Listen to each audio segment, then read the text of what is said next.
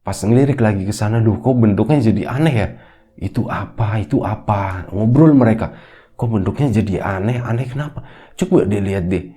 Itu dua begini ya bentuknya, kayak tangan dua, itu apa gitu. Diperhatiin, wah si ibu kos kebalik katanya kayak gitu. Jadi posisinya itu kayak posisi orang yang lagi salto kebalik, apa ya, orang yang lagi berdiri pakai tangan gitu.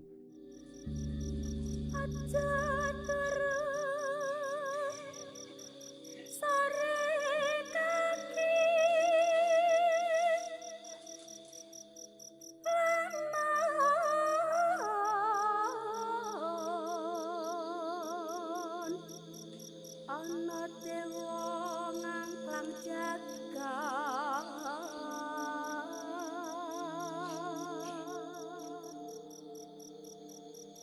nyangking bokor kencanane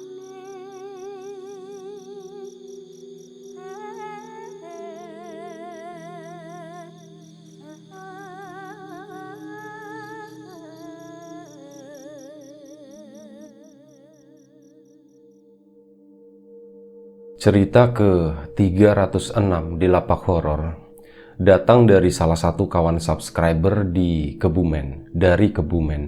Namanya Mas Eko, dan cerita dari Mas Eko ini kejadiannya udah cukup lama ya, sekitar tahun 2000-an. Dan lokasi kejadiannya sendiri itu di Jogja. Dan sebelum kita ke cerita, seperti biasa gue pengen ngucapin banyak-banyak terima kasih buat kawan-kawan subscriber semuanya. Terima kasih buat kawan-kawan yang udah kasih support, udah kasih dukungan. Terima kasih juga buat kawan-kawan yang udah kasih like, udah nge-share ke yang lainnya. Gak lupa juga, terima kasih banyak buat kawan-kawan yang udah ninggalin komentar. Terima kasih banyak semuanya. Nah, balik lagi ke cerita dari Mas Eko. Mas Eko di Kebumen sana, yang kejadiannya itu sekitar tahun 2000-an di Jogja sana. Jadi di tahun itu, tahun 2000 itu, Mas Eko dan kawan-kawan baru lulus SMA. Dan pada waktu itu, ya mungkin sampai sekarang ya, atau mungkin beberapa tahun ke belakang gitu, sama aja. Lulus SMA mereka kan pada pengen lanjut kuliah. Dan memang biasanya kalau untuk regional Jawa Tengah, tempat yang dituju favoritnya gitu ya, yang paling banyak kalau nggak Semarang ya Jogja gitu. Dan Mas Eko beserta kawan-kawan itu, kawan-kawan satu SMA gitu ya, satu geng, mereka tuh punya keinginan buat kuliah di Jogja sana. Kan ada jeda waktu ya antara kelulusan sama tes masuk itu ya, perguruan tinggi negeri itu. Kalau dulu mungkin tahun 2000-an itu namanya UMPTN ya. Namanya kan banyak banget, ada SPMB, UMPTN, Sipenmaru, apalagi lah. Yang gue juga nggak tahu sekarang namanya apa. Tapi waktu itu, kalau nggak salah namanya itu masih UMPTN. Tahun 2000, Mas Eko dan kawan-kawan berangkat ke sana. Dan rencananya mereka itu mau ini dulu, mau bimbel dulu, mau bimbingan belajar buat persiapan itu tadi, tes UMPTN tadi. Singkat cerita, sebelumnya mereka udah mendaftar, dan setelah lulus mereka berangkat ke sana. Sehari 2 hari langsung mereka itu berangkat bimbel. Dan waktu itu karena memang tempat apa ya, mereka tuh nyari tempat buat tinggal sementara. Dan waktu itu ada kos-kosan, bukan kos-kosan lebih tepatnya, tapi kayak rumah kontrakan, satu rumah besar yang dikontrak sama salah satu kakaknya temennya Mas Eko tadi. Mereka dia udah di sana punya itu tadi rumah kontrakan yang ada berapa kamar, diisi berapa orang juga. Nah, untuk sementara karena belum dapat tempat ya waktu itu, Mas Eko dan kawan-kawan, akhirnya itu rombongan tadi ditampung sama kakaknya temennya Mas Eko itu. Udah, kalian sementara tinggal di sini dulu sambil nyari tempat yang nanti enak, kata yang punya kontrakan itu. Ya, dengan senang hati ya, apalagi namanya anak SMA gitu kan. Yang penting kan seneng, yang penting rame begitu, nggak mikirin yang gimana-gimana. Udah mereka tinggal di situ, berangkatlah mereka bimbel, kurang lebih sekitar 10 hari. Ya, 10 hari mereka berangkat bimbel, dan di tempat bimbel itu ada orang yang bagi-bagi selebaran. Selepas bimbel ada bapak-bapak, mukanya tuh oriental, usianya mungkin udah sekitar 50 tahun, perawakannya agak kurus begitu. Dia bagi-bagi selebaran kecil, jadi kayak satu lembar kertas dibagi beberapa biji gitu ya, dan di situ tuh ada informasi. Informasi itu adalah informasi ini, layanan kayak perawatan wajah begitu. Wah, Mas Eko, nih buat apaan ya begini gitu kan? Wah, tapi nggak apa-apa deh, dibawa aja. Nah, beberapa temennya pun dapat kayak gitu, dikasih satu persatu gitu. Saat mereka pulang, nah sampai di kosan, udah dibuka gitu kan. Pada inilah, di sana tuh ada ini juga, ada teman-teman cewek juga beberapa yang main ke situ. Nah, teman cewek itu ngelihat selebaran yang dipegang sama Eko dan kawan-kawan, Mas Eko dan kawan-kawan, penasaran. Itu selebaran apaan? Oh, ini nih perawatan katanya, perawatan wajah. Ada bunyi kereta lewat. Ini perawatan wajah gitu. Wah, boleh dong. Akhirnya dibaca tuh sama ceweknya. Sama teman-teman ceweknya itu dibaca gitu. Itu memang ada beberapa perawatan, salah satunya sebenarnya waktu itu Mas Eko juga ada sesuatu yang kayaknya cocok nih yang ditawarin sama layanan itu. Dan Mas Eko waktu itu dia kan di SMA juga udah kayak jadi perokok yang aktif gitu, udah ngerokoknya berat lah, dan alhasil ngaruh juga ke bibir waktu itu. Nah, ngomongin bibir jadi ngejilat bibir sendiri. Ngelihat salah satu layanannya itu adalah memerahkan bibir, intinya seperti itu gitu. Nah, Mas Eko, wah boleh juga nih. Akhirnya mereka tuh jadi janjian semuanya. Oh ya, aku mau ini, mau coba perawatan lah kayak gitu. Namanya gue nggak tahu ya, pokoknya perawatan wajah aja, macem-macem jenisnya. Singkat cerita, 2 hari kemudian, sore hari selepas maghrib, mereka itu berangkat karena jam bukanya di situ adalah jam 5 sore sampai jam 9 malam. Dan ya kalau jam 5 sore kan nanggung. Akhirnya ya udah, anak-anak selepas maghrib deh jalan. Akhirnya selepas maghrib mereka tuh jalan ke sana. Dicari alamatnya, muter-muter gitu kan. Beberapa rombongan motor, cewek cowok gitu, banyak, ada belasan orang kalau nggak salah. Kesana mereka berangkat nyari tempatnya. Akhirnya ketemu sebuah tempat sesuai yang tertera di situ. Itu adalah sebuah ruko 2 lantai, yang di bawahnya itu untuk tempat kayak salon seperti itu, yang di atasnya mungkin untuk tidur ya. Dan di sana bener aja ada pasangan suami istri, yang dimana suaminya mungkin usianya sekitar 50 tahun, itu adalah orang yang bagi-bagiin kertas siang itu, sama ada istrinya itu yang nanti yang bakal ngerjain salonnya itu.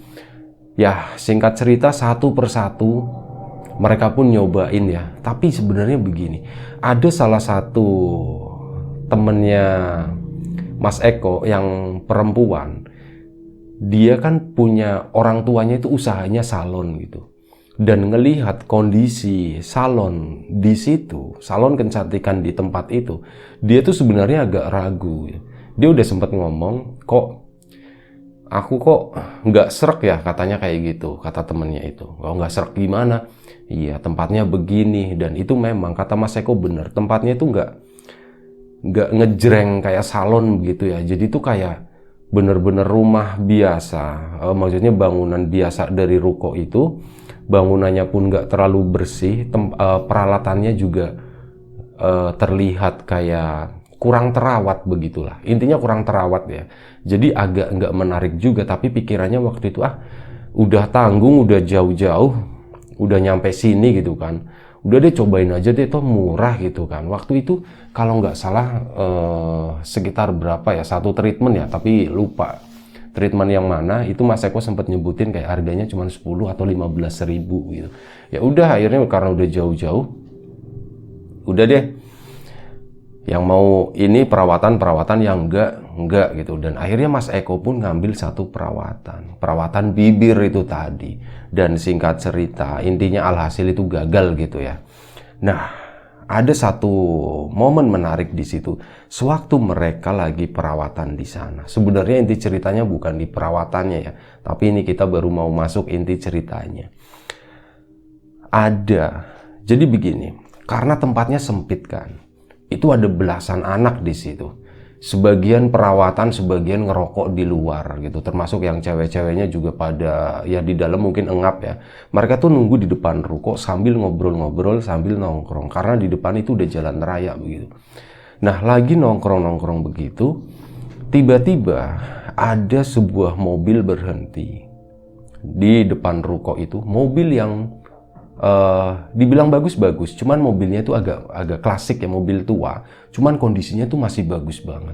Itu kan lumayan nyolok mata gitu, apalagi kena pantulan sinar gitu. Wah, ini mobil mengkilap banget, mobil tua tapi kondisinya masih bagus gitu. Di situ berhenti, turunlah satu orang perempuan, satu orang laki-laki, usianya itu parubaya ya, mungkin ya sekitar 40-50 tahun lah segitu, turun dari sana.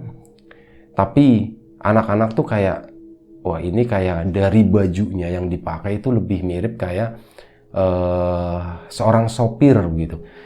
Pakai bajunya tuh baju safari begitu, warnanya coklat muda begitu, keluar dari sana. Nyamperin anak-anak itu. Wah, malam-malam lagi pada ngapain di sini gitu. Waktu itu kan udah sekitar jam 7, setengah 8. Nanya-nanya, wah lagi pada ngapain gitu. Ini Pak, lagi ini perawatan, kata salah satu temennya Mas Eko. Terus diajak ngobrol lah. Obrolan detailnya nggak tahu ya. Bapak itu tuh kayak akrab banget gitu ya. Orangnya tuh baik banget, talk aktif gitu ya. Ngomong terus gitu. Ngajakin ngobrol yang ada di situ. Dan sampai akhirnya si bapak tadi tuh nanya sama Mas Eko dan teman-temannya itu, kalian ngekos di mana gitu. Oh, kami sekarang lagi ikut sama salah satu saudaranya temen gitu. Ada nih sebuah kontrakan rumah di daerah inilah begitu ya. Gue nggak usah nyebutin tempatnya secara detail, tapi ada di tempat ini. Oh begitu ya.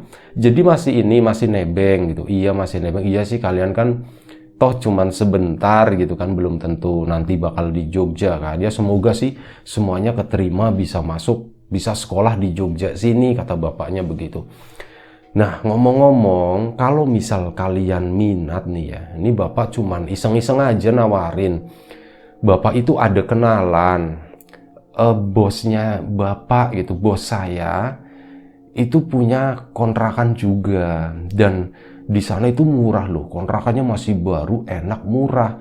Tempatnya juga masuk ke dalam kota, nggak jauh lah dari kota. Kalian aksesnya gampang. Kalau kalian minat, ya kalian coba aja tengokin gitu, nggak apa-apa gitu.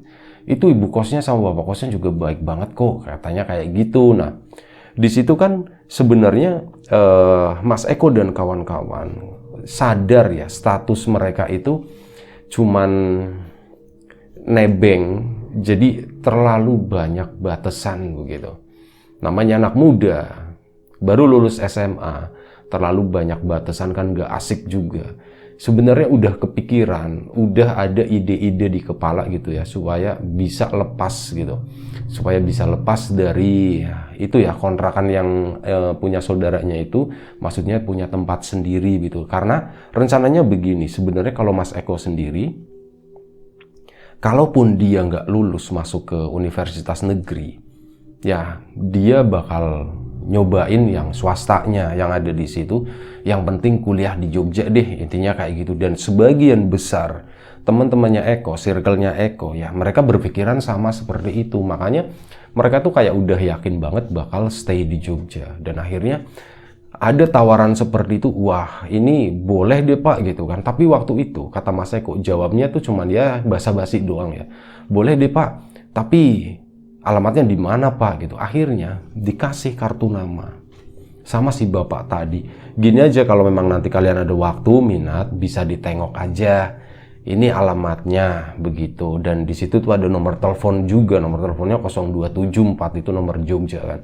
Oh iya, baik Pak, nanti kapan-kapan kalau ada waktu nanti kami nanti coba tengokin ke sana gitu. Terus si bapaknya habis itu tuh pamitan, ya udah saya pamitan dulu ya, saya mau jalan dulu, mau cari makan, lapar. Nanti kalau misal kalian ke sana bingung, cari aja mobil ini seringnya ada di rumah kok gitu. Nah itu mobil ini yang punya adanya nanti di yang punya rumah. Nah kontrakannya itu tepat di depannya gitu, seberang jalan di depannya persis gitu. Oh baik Pak, siap, nanti insya Allah kami ke sana, nanti kami tengokin gitu. Udah si bapak tadi pun pergi, dan Mas Eko dan kawan-kawan itu udah selesai treatmentnya, pulanglah mereka. Sampai di kosan mulai banyak keluhan, gini doang sakit banget gitu ya, namanya facial gitu kan, dipencet-pencetin kayak gitu, sakit banget ya. Beberapa dari mereka kan emang baru pertama kali gitu, termasuk Mas Eko. Mas Eko itu bukannya menjawab masalah dia punya bibir yang hitam gitu ya. Ngopi dulu ya, ngomongin bibir jadi ingat bibir kering.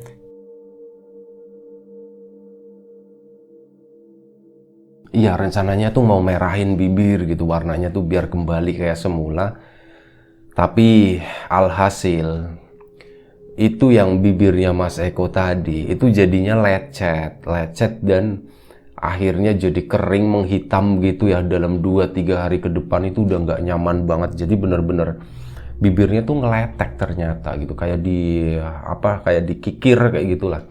Intinya udah gagal, Mas Eko kecewa. Tapi ada satu hal yang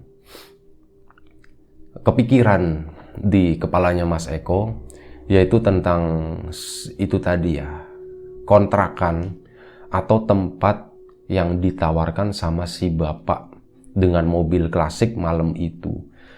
Akhirnya dibukalah omongan sama teman-temannya, gimana nih kita nih, ingat nggak si bapak yang dulu pernah nawarin gitu?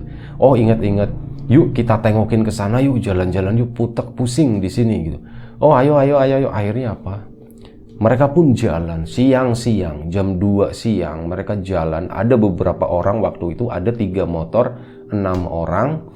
Mereka berangkat bareng-bareng, modal alamat ini tadi, alamat yang ada di kartu nama. Tapi sebelumnya tuh nanya ke salah satu saudaranya, temennya, salah satu yang ada di kontrakan situ yang memang udah tahu Jogja.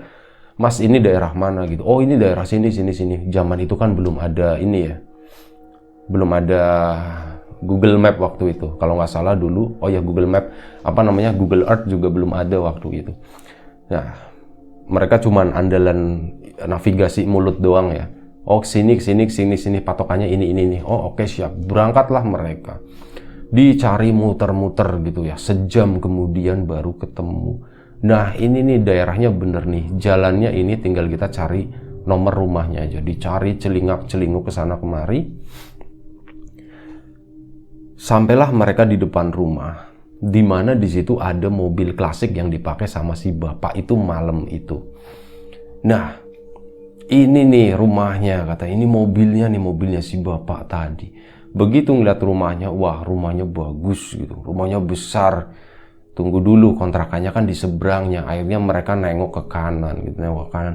Oh ini kontrakannya, iya kontrakannya sepertinya ini nih. Itu adalah bangunan baru beberapa tahun mungkin ya. Ada 2 lantai di sana, dan didesain itu memang mirip kayak kos-kosan. Wah ini kayaknya seru nih, halamannya luas, di depannya itu ada lapangannya begitu. Itu benar-benar kayak tempat yang nyaman. Akhirnya mereka mikir-mikir, gimana ya kita ya, gimana cara ngubunginya si bapak gitu.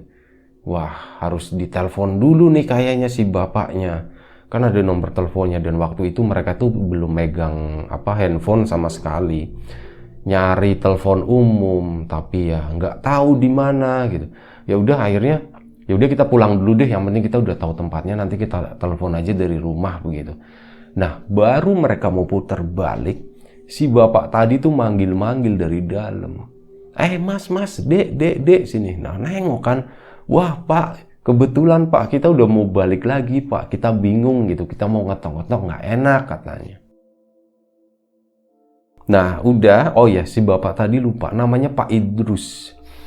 Namanya Pak Idrus, tadi saya mau mau ngetok-ngetok, mau nyari Pak Idrus, cuman nggak enak gitu, kata Mas Eko kan. Nah akhirnya, udah sini masuk, kata Pak Idrus, sini masuk, kalian pasti nyari itu kan yang kontrakan, sini masuk dulu. Akhirnya dibukain pintu gerbangnya, masuklah mereka 3 motor ke sana. Sebentar ya, kalian duduk aja dulu di sini, di teras waktu itu. Si Pak Idrus itu masuk ke dalam sana. Ngomong, saya panggil bos saya dulu gitu. Nah akhirnya nggak lama setelah itu, keluarlah seorang ibu-ibu.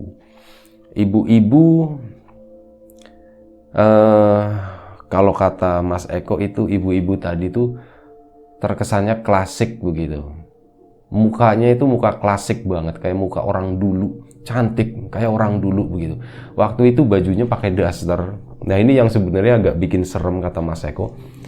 Siang-siang pakai daster warna putih, rambutnya digerai kayak gitu, itu mirip kayak kuntilanak katanya kayak gitu. Cuman karena itu siang ya, dan itu tahu itu tuh orang gitu ya, jadi mereka biasa aja.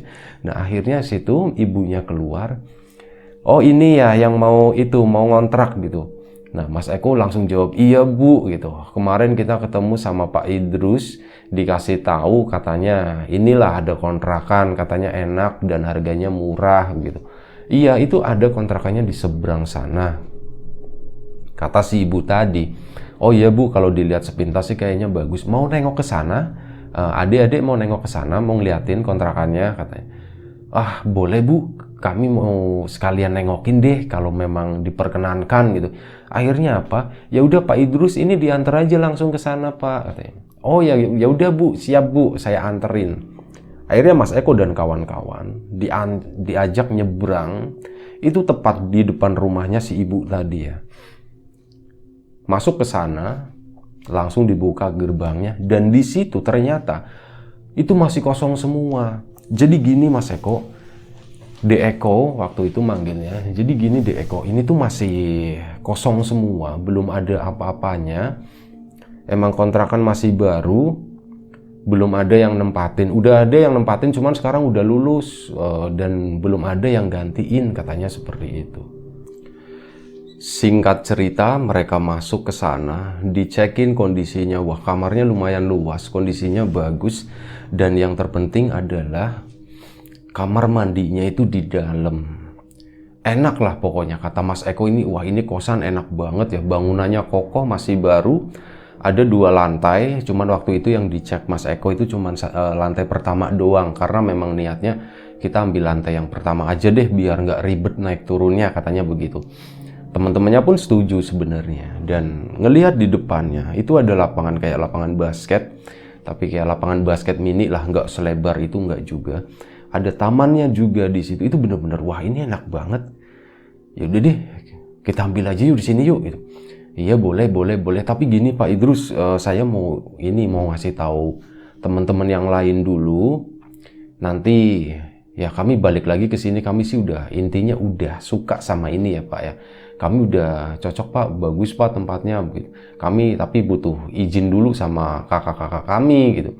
Oh ya udah nggak apa-apa, nanti kapan ada waktunya telepon aja, kabarin aja ke sini lagi gitu. Nanti tinggal ketok aja, kalau misal saya nggak ada ya nanti sama ibu lah sama bapak, kata Pak Idrus begitu. Dan akhirnya mereka pun pulang lagi ke sana, cerita ke kakaknya, ke teman-temannya yang lain, dan yang lain tuh excited ternyata. Wah, ayo yuk kita tengokin ke sana, boleh. Dan si waktu itu Mas Eko juga bilang, aku kayaknya memang mau stay di Jogja, jadi ya aku mau ini sekalian.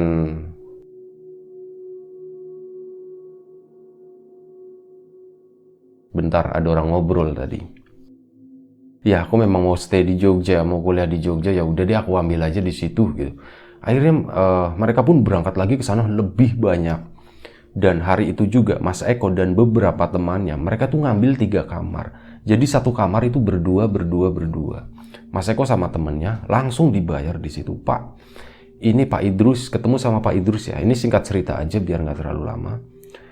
Ketemu sama Pak Idrus, ini Pak saya bayar. langsung ya Pak, ini kami ambil 3 kamar yang di bawah. Oh iya Mas Eko, silakan.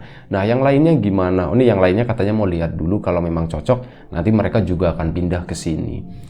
Singkat cerita, beberapa hari kemudian ada sekitar 6 kamar yang diambil sama Mas Eko dan kawan-kawan. Masing-masing kamar itu diisi 2 orang. Ada 6 orang. Itu berarti totalnya ada 12 orang ya, 12 orang, 6 kamar yang diambil. Dan kamarnya itu kan di bawah cuman 5, yang di atas itu 1 kamar. Jadi ada 1-2 temannya Mas Eko yang kebagiannya itu kamar atas. Itu nggak masalah, mereka akhirnya menempati di situ kosan itu. Dan jarak antara kosan yang baru ini sama tempat bimbelnya juga nggak terlalu jauh. Itu makanya jadi pertimbangan, wah kayaknya enak gitu. Kawan-kawan mungkin yang di Jogja tahu lah, tahun segitu kalau nggak salah di daerah Taman Siswa di situ itu ada sebuah bimbel ya. Nah mereka tuh bimbelnya di sana. Gue nggak nyebutin merek, tapi di situ nggak jauh dari situ tempatnya. Akhirnya mereka tinggal di sana, mulai menikmati apa yang ada di situ. Makin banyak teman-temannya yang lain itu pada nongkrong di situ juga. Rame kosan itu. Dari yang tadinya sepi banget, sekarang jadi rame banget. Dan plusnya lagi, ibu kosnya itu tuh termasuk baik banget. Mereka itu suami istri, sering nyuruh Pak Idrus buat nganterin makanan ke Mas Eko dan kawan-kawan. Itu sering banget. Mungkin hampir setiap hari. Meskipun cuman makanan kecil kayak gitu ya, kue-kue, kadang juga makanan besar kalau makan malam seperti itu. Benar-benar mereka tuh nyaman banget di sana. Tapi sesuatu yang nggak mengenakan itu mulai terjadi. Sekitar 1 minggu mereka tinggal di sana. Jadi 1 kamar yang ditempatin sama 2 temannya Mas Eko yang di atas. 2 orang temannya Mas Eko kan karena di atas ngelihat ke arah rumahnya ibu kos. Itu kan nerawang banget ya, kelihatan banget, jelas banget. Nah, kalau malam mereka sambil ngerokok di situ sambil ngobrol, misal lagi nggak gabung di bawah, itu mereka suka duduk-duduk di atas itu sambil ngeliatin rumahnya ibu kos. Dan rumahnya ibu kos itu kan juga 2 lantai. Di depannya itu ada pintu besar yang pakai kaca. Jadi bukan full kayu, tapi kayak ada frame-framenya begini, ada kaca-kacanya, jadi kelihatan yang di dalam gitu. Meskipun malam itu di dalam rumah cahayanya udah remang ya, udah agak gelap, tapi dari luar itu masih kelihatan. Ngeliatin lah salah satu temennya Mas Eko, ngeliatin pintu depan rumah itu yang lantai 2. Diliatin gitu, oh itu kayak ada orang. Kelihatan jelas dari sini gitu. Itu di sana dia ngelihat ada satu sosok yang mereka yakini itu adalah ibu kos. Dari perawakannya, dari bajunya yang suka pakai daster kayak kuntilanak begitu, yang rambutnya panjang digerai. Nah, dia lagi berdiri di situ. Awalnya kan dia ngira, wah kuntilanak gitu bilangnya. Bukan, itu ibu kos, itu ibu kos. Nah, akhirnya mereka kan merhatiin terus kan, masih di situ ya. Jadi begini, pertama ngeliatin itu cuman sepintas doang, oh ada sesuatu di sana gitu ya, cuman sepintas, nggak enak, takutnya ibu kos juga lagi ngeliatin ke atas. Jadi mereka malingin wajah gitu ya, seolah-olah ngobrol lah, pura-pura ngobrol sambil sesekali ngelirik masih ada, dan itu tuh lama banget, sampai hampir setengah jam katanya seperti itu. Setengah jam sosok tadi masih berdiri di sana. Dan di lirikan yang terakhir mereka ngelirik begini, itu sosok itu tuh begini, melambe tangan begitu kan. Akhirnya waduh, itu kok ibu kos dadah-dadah ya, yaudah kita dadahin aja. Begini didadahin lagi sama si anak tadi, 2 orang anak tadi. Terus sudah mereka ngobrol lagi begini kan. Pas nengok ke sana, lah kok nah ini yang kedua ya. Pas ngelirik lagi ke sana, kok bentuknya jadi aneh ya. Itu apa? Itu apa? Ngobrol mereka. Kok bentuknya jadi aneh? Aneh kenapa? Coba dilihat deh. Itu dua begini ya bentuknya, kayak tangan dua, itu apa gitu. Diperhatiin, wah si ibu kos kebalik katanya kayak gitu. Jadi posisinya itu kayak posisi orang yang lagi salto kebalik, apa ya, orang yang lagi berdiri pakai tangan gitu.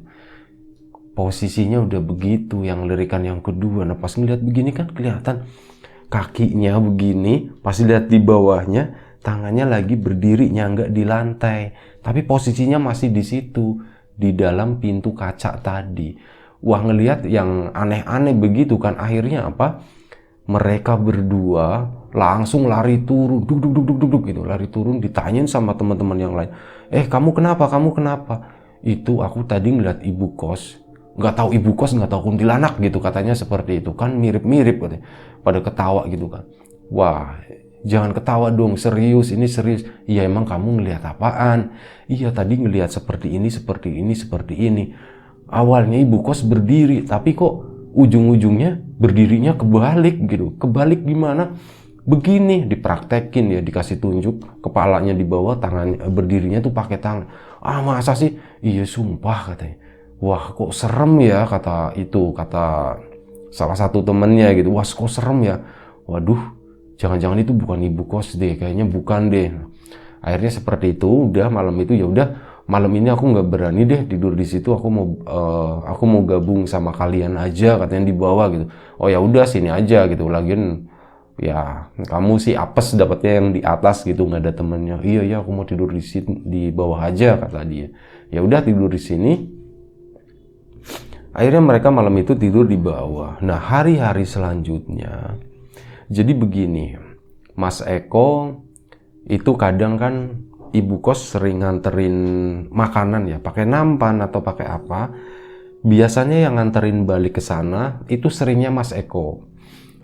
Kalau udah dicuci, udah dibersihin semuanya, dibalikin lagi ke rumahnya ibu kos. Nah, siang itu, bukan siang, waktu itu sore. Sore udah sekitar jam 5, hari udah mulai agak gelap. Mas Eko balikin nampan ke sana. Ketok pintu, dibuka sama Pak Idrus. Oh, kok Mas Eko gitu balikin itu ya? Iya Pak Eko. Iya Pak Idrus gitu. Ini mau balikin ini, terima kasih gitu. Nah, samar-samar sewaktu Mas Eko lagi ngebalikin nampan, posisi Mas Eko kan udah di dalam rumah, ngopi dulu sebentar.